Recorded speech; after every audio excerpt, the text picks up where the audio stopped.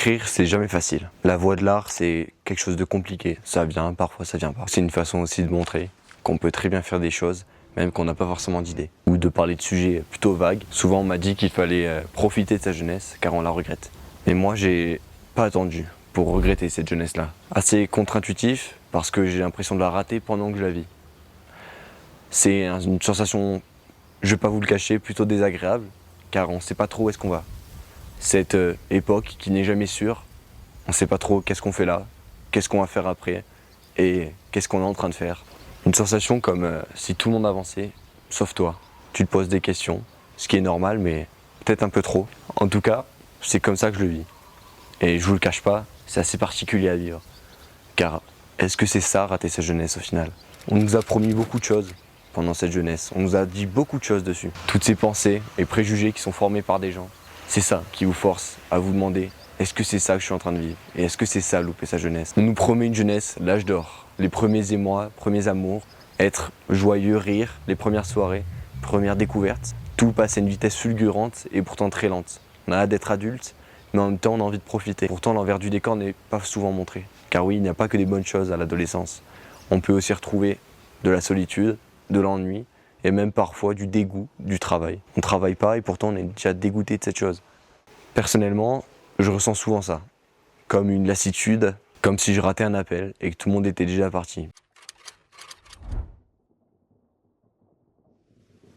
Ce que je ressens en ce moment, ou du moins le grand vide, c'est que je suis jeune et pourtant j'ai cette fatigue étrange qui est déjà présente. Celle de ceux qui vivent, mais sans vraiment vivre. Je n'ai pas eu grand souvenir d'amitié ou quelconque. Bien sûr, j'en ai eu, c'est-à-dire des moments où je me rappelle. Mais à vrai dire, c'est beaucoup trop flou. Comme s'ils étaient déjà passés sans vraiment être arrivés. Comme si aucun souvenir n'en sortait. Et c'est à ce moment-là que le doute arrive. Est-ce que c'est moi le problème? Ou bien est-ce que tout le monde est comme ça? Et est-ce que tout le monde se pose ces questions? En lisant un livre, je repense souvent à celui-ci, quand je me pose la question. C'est le mythe de Sisyphe. Camus écrivit donc ce mythe qui représente un homme qui a été condamné par les dieux à pousser un rocher tout en haut d'une montagne, pour finalement devoir retomber tout en bas. Outre que cette punition soit totalement absurde, qui dérange Sisyphe au début, évidemment, car avoir une vie totalement inconsciente et inutile de remonter une pierre pour qu'elle soit tout en bas à la fin, comme s'il n'y avait pas de récompense, pas de choses à faire, et bien pourtant, Camus dit quelque chose de très intéressant. Il faut imaginer Sisyphe heureux. Parce que Sisyphe, dans ce mythe, à un moment, il arrête de résister et il regarde son rocher et il se dit « je vais le pousser », cette fois avec intention.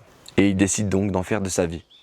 Et peut-être que c'est ça la jeunesse. Peut-être que c'est ça que je dois faire de ma vie. L'accepter, s'habituer et l'utiliser, même si elle ressemble à rien pour l'instant. Peut-être que vivre, surtout dans l'adolescence, c'est pas forcément briller, se sentir meilleur ou même en mettre plein la vue aux autres. Peut-être que vivre, c'est juste continuer d'avancer au final. Même quand ça n'a pas de sens, quand on a l'impression de rater sa vie, peut-être que c'est ça, grandir au final. Arrêter de courir après un idéal, c'est peut-être ça, vraiment vivre sa vie. Même si c'est bancal, même si c'est lent. Et si moi aussi, je poussais mon rocher, mais avec de l'intention cette fois-ci. Alors est-ce que je suis en train de rater ma jeunesse?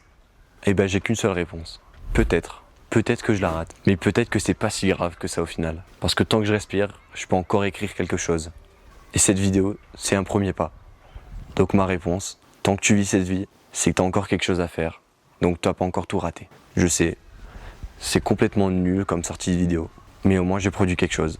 Donc pour moi, rater sa jeunesse, ça veut tout rien dire. Car au final, c'est toi qui décides comment tu vis, comment tu as envie de vivre cette jeunesse. Alors, il n'y a pas forcément de cadre dans lequel rentrer.